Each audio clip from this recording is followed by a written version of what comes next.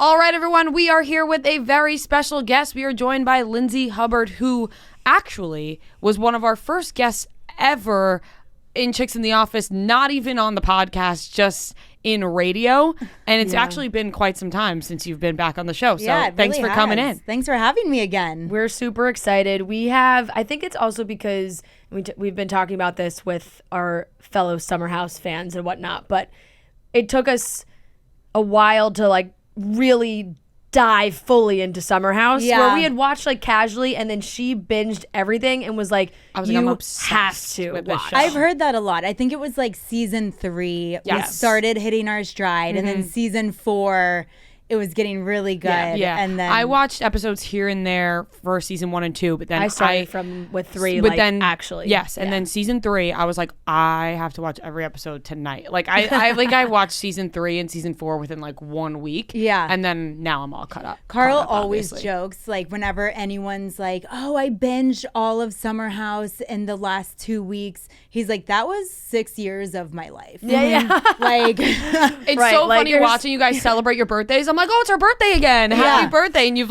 you just saw it 2 days ago. Yeah. I actually just had a friend text me the other night, and he was like, "Hey, happy birthday." I'm like, "What? You were at my birthday over summer." And he's like, "I thought I saw something on Instagram." And I was like, it's on TV now. What is your actual birthday? August 11th. So you are a Leo, yes? I am as Leo as they come. Yeah, me too. All right, I want to talk about what's been happening this season, but I think it's really funny that obviously we're talking about your birthday. Your birthday party was a big blowout. Obviously, we saw that last week. Then last night's episode aired, and, the drama has continued. But Fran ran into Austin in the airport on the way to your birthday party. Oh, really? This was just, I was watching the episodes and I turned to Fran, I was like, didn't you run into, you bumped into Austin, and he was like, "Oh, I'm going to Lindsay's birthday." And we were just very funny. We had no idea what was going to happen after that moment. It was he joked about it because we were just in LaGuardia, and he was coming in and I was going out for the weekend. Yeah. And I was Where were you going? God. I was going to Martha's Vineyard. Okay. He was coming in, and I was like, "Oh my God, what are you doing? You in New York?" He's like, "Yeah, it's Lindsay's birthday. I'm headed to the Hamptons." And so I was like, "Oh my God, I'm sure you guys are going to have a time," because I know, of course, you're filming and everything. And he's like, "Oh yeah, I'm sure." And little did we know. Laughing so hard thinking about also. We had just the funny little whoa, that everything that happened after that, because we're I wonder how our birthday is going to be.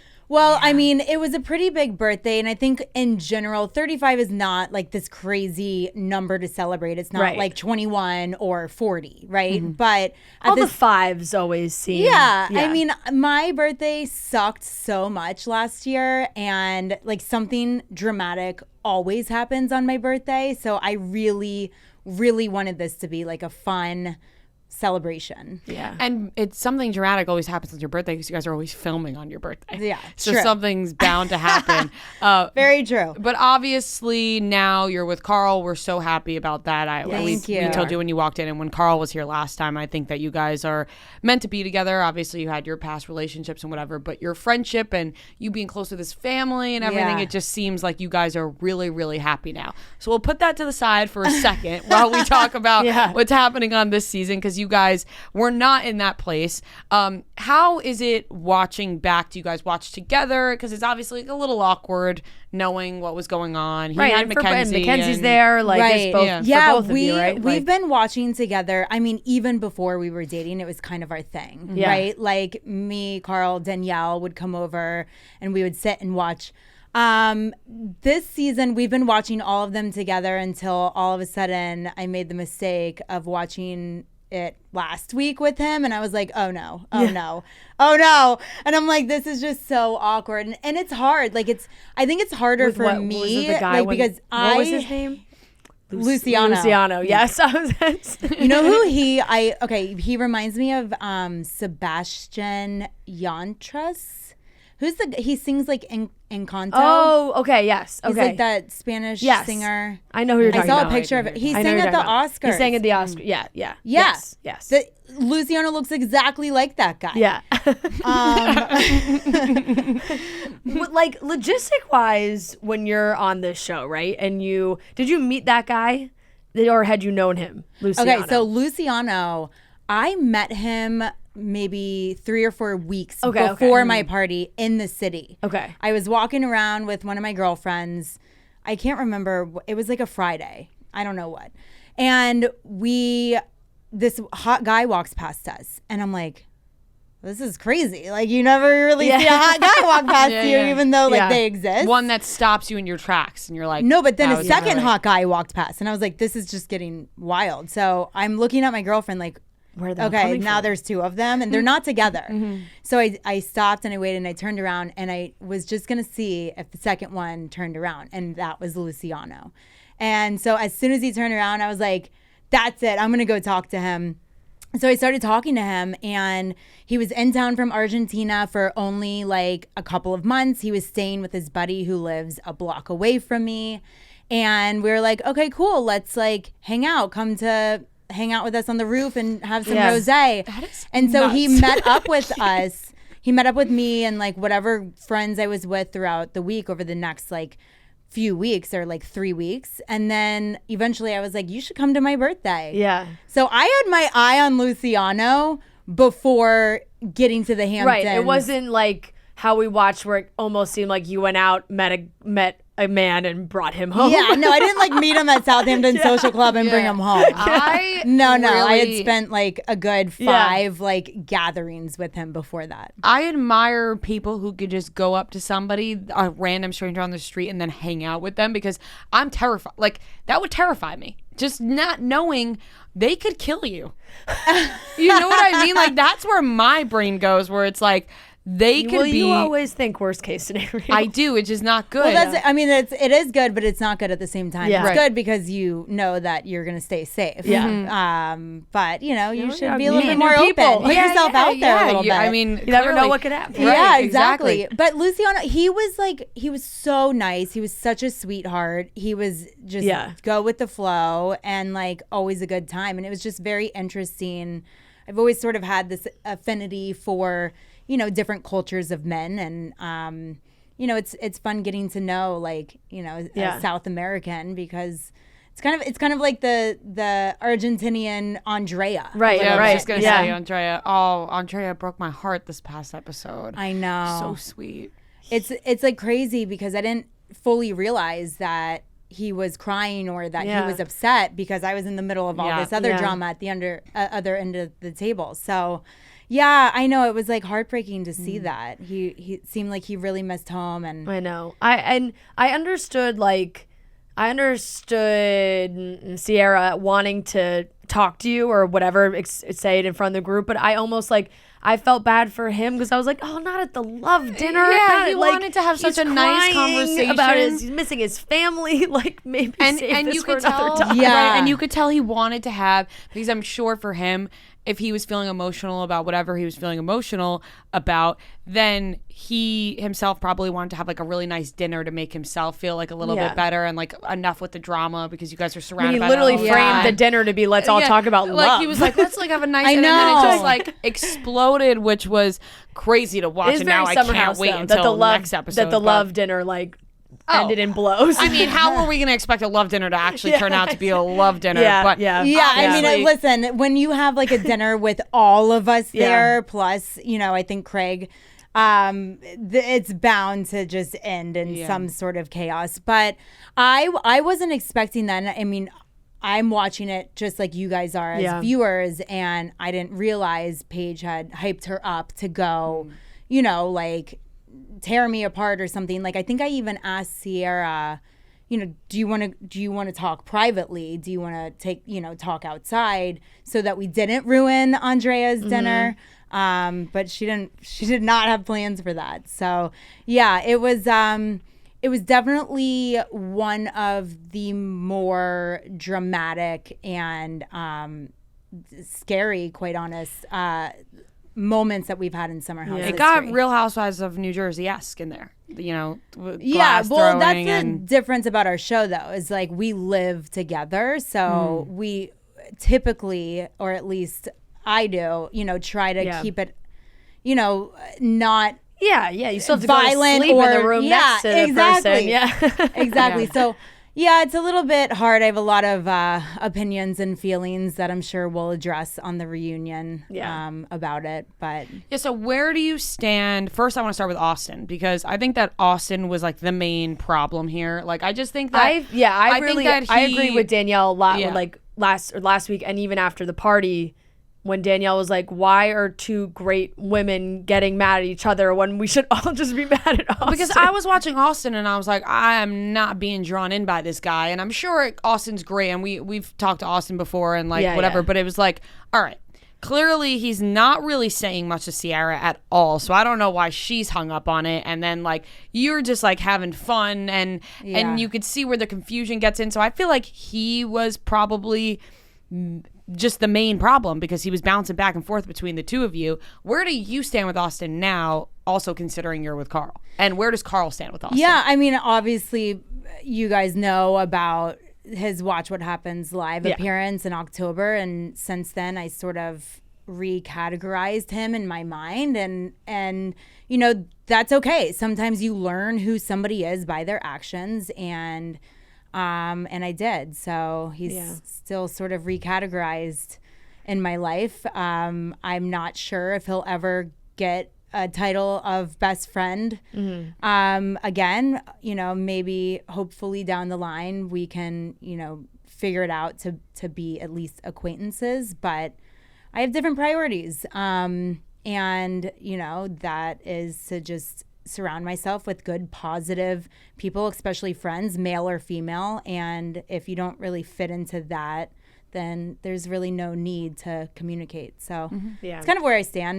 It's where I've really always stood as far as friendship. Right. And I get... Yeah, we need to know your pillars of friendship, considering we saw your pillars of love I didn't last night. understand that. Like, I'm sitting here talking about my pillars of love in, you know, the sense of a romantic relationship. And then Ciara, like, tried to equate that to a friendship, which I agree. Look, if I think about, like, my best friends and my best girlfriends in my life, you know, I do have those same pillars, love, respect, trust, and communication. But those are my best friends. I don't necessarily have those with everyone. Yeah.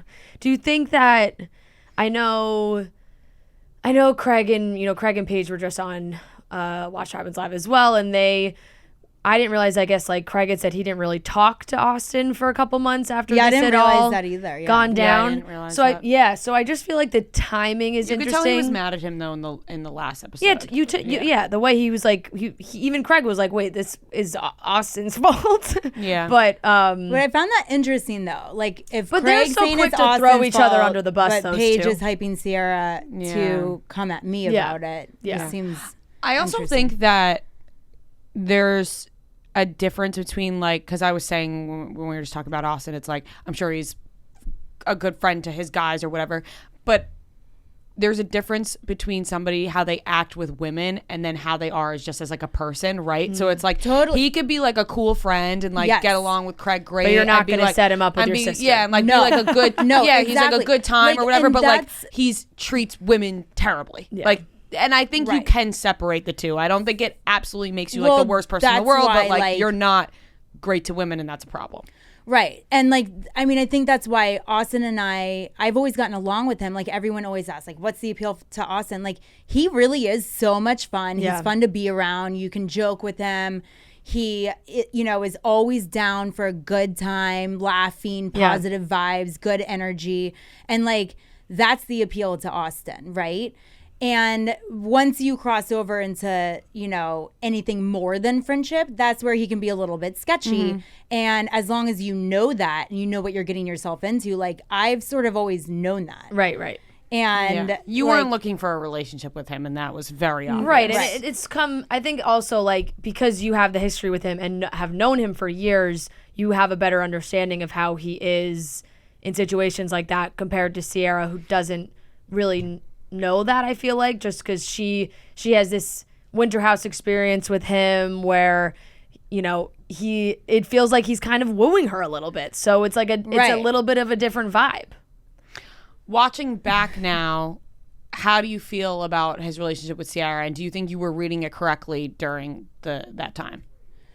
Well, I mean, listen, like at the end of Winter House, Austin had a conversation with Sierra that he didn't want to be in any relationship, let alone anything serious, let alone long distance. And as far as I knew, before Austin came for my birthday weekend in the Hamptons, they weren't in a tremendous amount of communication. I knew she had gone to Charleston last April with Paige and they hooked up then, but I didn't.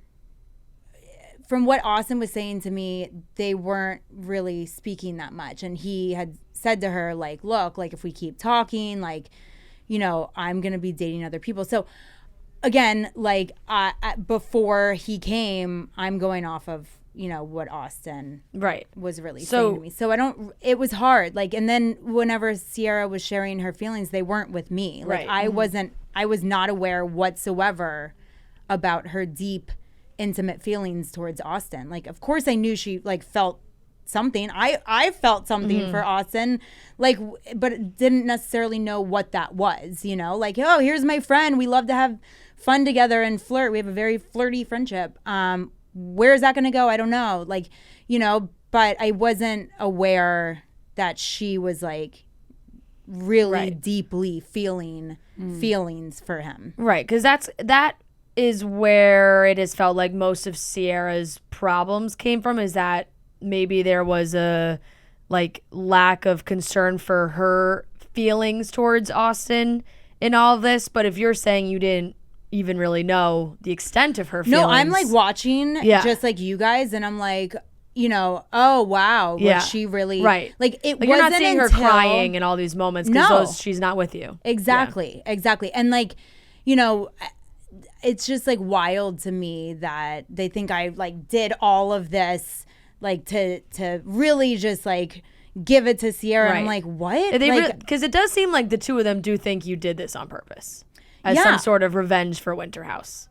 Like, it's like, oh, hey, Austin, you should come for my birthday and let's just fuck shit up and like hurt Sierra. No. Yeah. That's not at all what happened. Yeah. Like, not to mention, like, I spent a month and a half planning my birthday, probably $10,000 later, decorating, multiple costume planning, changes, multiple costumes, writing my speech, multiple outfit getting changes. vendors, you know, and then inviting all of those people. Like we probably had 150 plus people there, and you know, out of that, it was 100 of them were probably my friends. So I'm like just running around, like engaging with like everyone who's there for me, checking in on the vendors, you know, getting drunk, having a good time. I'm not the one picking myself up and making out with me, or picking myself up and throwing myself in the pool. Like, you know, and keep in mind, like right before my birthday, Sierra was making out with Carl and Alex and like talking about wanting to be single. So I'm just like, okay, cool. Like everyone is just like having fun. And I mean, it could have been like Luke picking me up. I would have made out with the guy. It could have been, you know, like Paige. I would have made out with Paige. I was just like having like a fun, you know, let's just like good vibes today. Like I didn't have a birthday last year. It sucked. So, you know, that was it. So now while all this is playing out, and this is obviously like the discussion about the three of you, Paige, Sierra, you know, Austin should make maybe like a Zoom appearance on the reunion or something, because I feel like he is a major part of now what's probably going to be the biggest everyone drama. Will just keep putting it on me. Because now, like, so we're all watching this. Do you, because it has seemed like you and Paige have really, you know, created somewhat of a friendship. So it's like, I thought I had like a great summer with Paige last summer, but I don't know. I'm watching it back and I'm like, did I though? Yeah, I was gonna ask after last night's episode. It seemed like you feel a little bit differently. Yeah. Well, did you guys talk in real time watching and be like, "What? I didn't realize that happened," or now do you kind of save it all to hash it out when it's on camera again?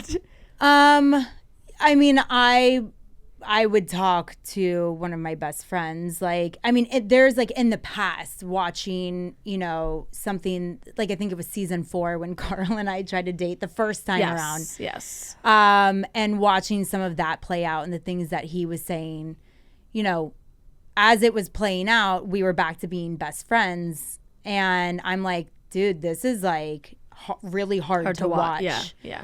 And, so, or like something with Danielle or even Kyle or Luke or Amanda. But not, no. So you're not texting Paige being like, why'd you say that? No, we're not like, friends like that. Where we yeah. text each other and, let's grab a drink. Yeah. It's mostly the summertime and then whatever social gatherings that both of us are going to. But I really thought, like, I legitimately thought Paige and I, like, had a great summer together. And now I'm watching it and I'm just like, huh.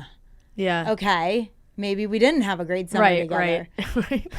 Well, I'm sure you guys will have the chance to talk it out. It's interesting to see the friendship dynamics in real life, just because it's like you guys all really just go into a house together in the summer, and then there's a whole part of the year. And you can tell who talk. And then there's just a whole part of the year that we don't see. I was thinking that before. I was like, think about these until reality you get shows. Winter House. Yeah. But you think about these reality shows that they film like all year round or like 6 months, whatever, however long they film. But you guys really, it's like, now thankfully we have Winter House, but like there's so much that happens before you go back into that house. Yeah, a lot goes down. People go on podcasts and talk a lot of trash, and that's the unfortunate part. Again, we live together, so we at no point can we really have like a housewives level of drama with each other, because ultimately this is supposed to be, and how it started, a group of friends. I was going to say, do you feel like now, because it did start very much like a group of friends. And it was Kyle and I's group of friends. And you guys really had that group of friends. Do you feel like now it's more of a show rather than a group of friends?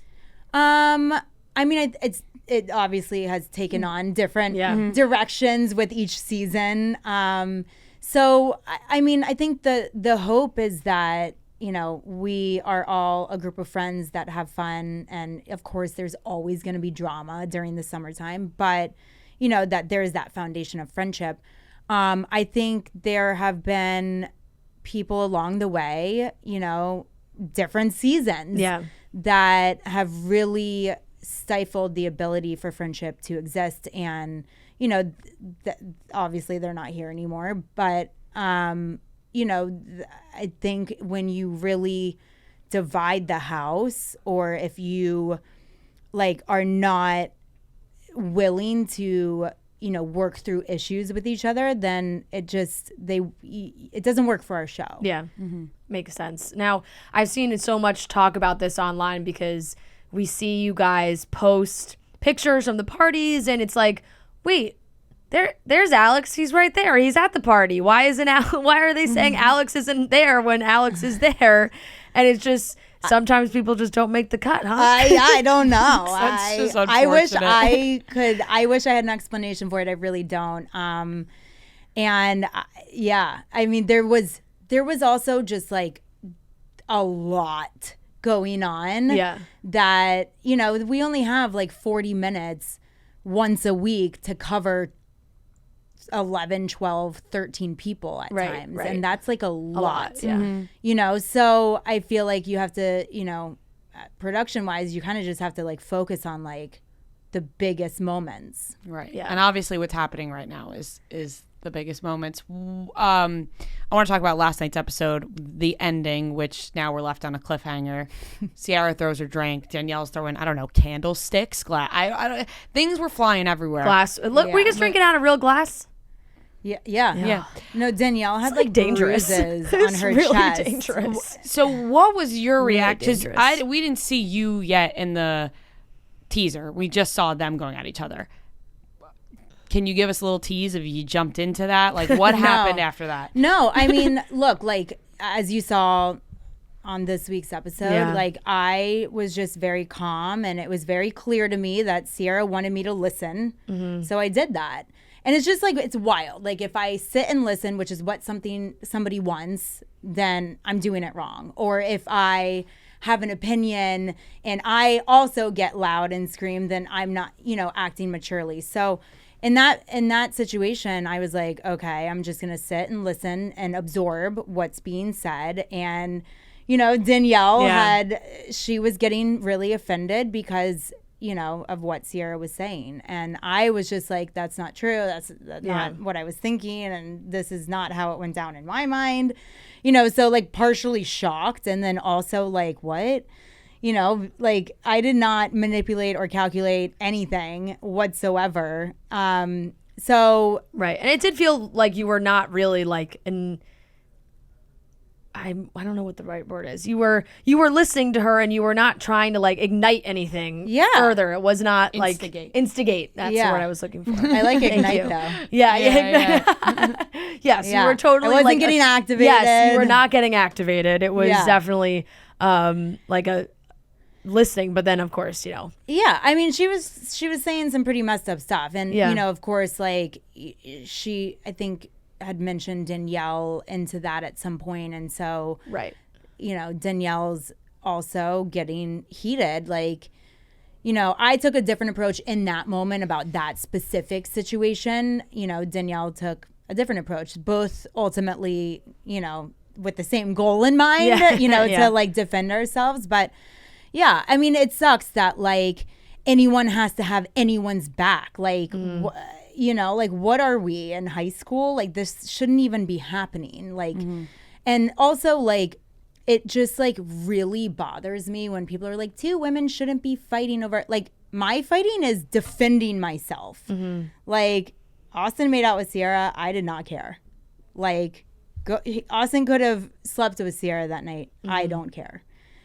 So like I'm like on defense defending myself for people fighting me. Right. If that makes any sense. No, it definitely does. So we'll see how it all plays out. I'm actually interested to see how it all plays out. On the flip side of that, now currently we know, you and Carl have created this relationship now, and I don't know if you saw, there was this, I think it was a TikTok that was going viral of you from like season 1 or season 2 being like, I talked to a psychic and said there's gonna be this tall man like in your life, and you at the time were like, it's Everett, but everyone's like, you were wrong, and maybe it's Carl. Totally. I love that. I know a lot of people have been sending that to me, and it's interesting going back and rewatching. I haven't personally gone back and rewatched all the way through, but I different clips that people send me throughout the years. And there's so many times that you kind of see like either Carl or I sort of having something for the other person, like a lot of people sent that psychic clip. There was also another interview that I had done season 1 where I was like, I know I have a boyfriend, but my heart melts when Carl, flirts with me. Or I don't know. There's just like, it's been sort of little droplets of, something brewing along the way these last 6 seasons. And I think just timing wise, it all sort of came together for him and for me at the exact same time, which was at the end of last summer. Who made the first move? I don't think anyone like made a first move. It was just a very natural, happened. It really did.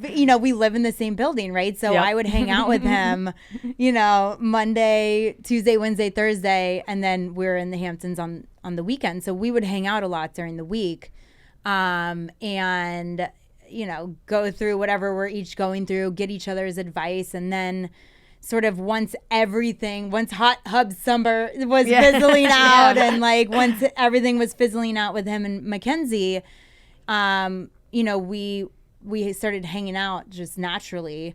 And then our Labor Day party, we went together. I don't know if I can even like tell you what the theme. Yeah, probably not. So we were dates to that party together. And it was then that something started clicking. You're like feeling the feels. You're like, should I be feeling this way? Like, I don't know. We tried this before. Trying to like sort of deny them, but like also having so much fun, wondering what the heck you're feeling inside because this is your best friend. And then really at Kyle and Amanda's wedding, it started like picking up more. And then after that, we just started hanging out a lot, like all the time in the city. Because we were done filming. We were done with Kyle and Amanda's wedding. I had gone to Mexico with Danielle, and I really missed him. He had gone to Mexico separately on his own, and he missed me. I had another wedding, and I was like, I wish you were here with me. So, like, we just started missing each other a lot. And then from there, like, it was just, like, super high school. Like, that first month of being terrified yet excited, nothing happened. Like, we just kind of like held hands and watched movies and like, it's really cute. You know, like every now and then would, you know, accidentally fall asleep on the couch cuddling. And then eventually I was just like, what's happening? Yeah. Like, is it just me? Am I making this up in my head? Or like, are you also having feelings more than friendship? And he's like, no, I also am. And I was like, okay, well, that is reassuring. You know, and then, yeah, it was like just we took it very slow. Yeah. Just to get through that, like, terrifying stage. Yeah. And yeah, that was it. And I think the way that you, first of all, that's all so cute. And it just listening to you talk about it, I could like see how happy you are. Like, you're glowing and you're just like so cute talking about it. Well, it is just But like also, real life rom-com Yeah. vibes, Yeah. which and is also I great. think when you like you have that best friend that's a guy or whatever, and you're hanging out all the time, it's almost like it's a relationship. Right. So you're like, what if I didn't have this person in my life? I would be missing them like you guys miss. And you're like, wait a second, we've been treating each other like we're in a relationship, but we're best friends. I mean, and the coolest part was like, I already knew his family, his parents. There was nothing that was like, okay, now do you want to come home with me and meet my mom or my dad? And, you know, like, I'd already known them for years. He's known my parents and my aunt for years. And, you know, we really know every single thing about each other. We've seen and been, you know, each other's shoulder throughout both of our dating lives. And we just, you know, we both individually had been through so much.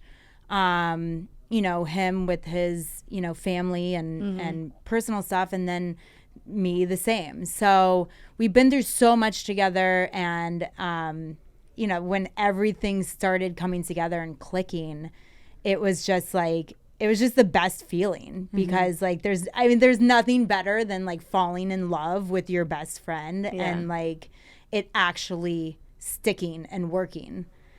And Carl, we've seen and on the show his sobriety journey. And now you have been saying that, you know, you haven't been drinking. Is that something that you have consciously said, like, I'm going to stop drinking? Or was it just kind of like with like, Carl's not drinking, I'm not drinking, we're just kind of going to do like this a together? Yeah, it was right before Thanksgiving, and I could tell he was kind of getting, you know, jittery about the holidays coming up. It's a lot of family around. When you have a lot of family around, it kind of brings up the loss of family that you might have had. So, and it's a heavy drinking season, the holidays. So, you know, he was feeling unsettled about his own sobriety. And I was like, okay, I'm going to do this with you.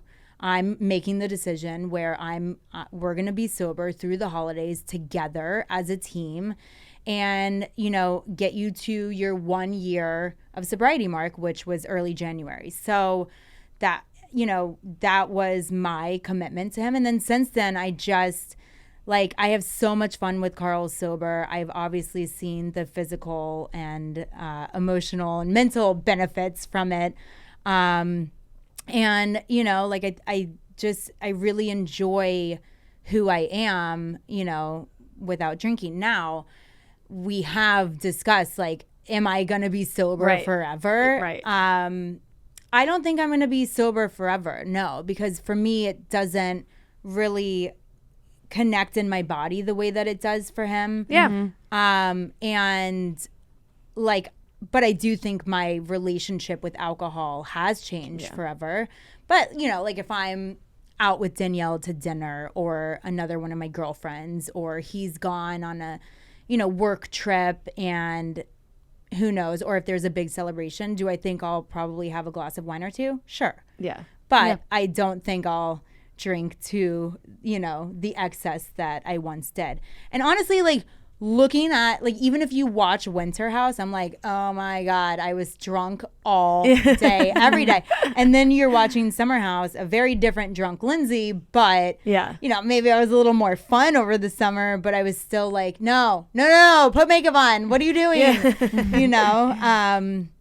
Yeah, so, and I'm still like the same personality. Yeah. You know, which I think is cool for people who hang around with us, like, to see it. They're like, oh, she's still Lindsay. Right. And I also think when you, like you said, you have so much fun with Carl sober, so that must mean so much to your relationship. Whereas, like, sometimes people, they have a lot of fun when they go out and drink and they're like club couples or whatever, but you're like, what?